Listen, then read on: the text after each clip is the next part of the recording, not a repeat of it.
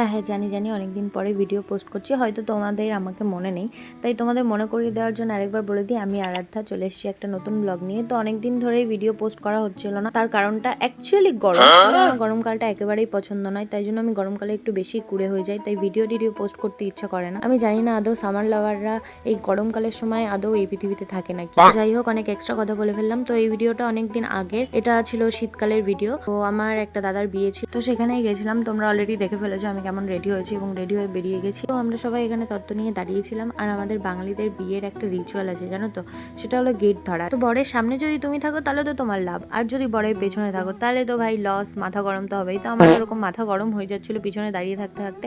At last অনেক ঠেলে ঠুলে ভিতরে ঢুকে পড়েছিল। ভেতরে ঢুকতে গিয়ে দেখলাম ওরে বাবা, বউকে দেখার জন্য সে কি বিভৎস লাইন পড়েছে। তারপর ভাবলাম বাহ, বর যখন বাইরে বসে আছে তাহলে আমরা এত লাইন দিয়ে কি করব। ব্যাপারটা একটু খারাপ দেখায়, মানে যার বিয়ে তার হুঁশ নেই, পাড়াপড়শির ঘুম নেই, এরকম আর।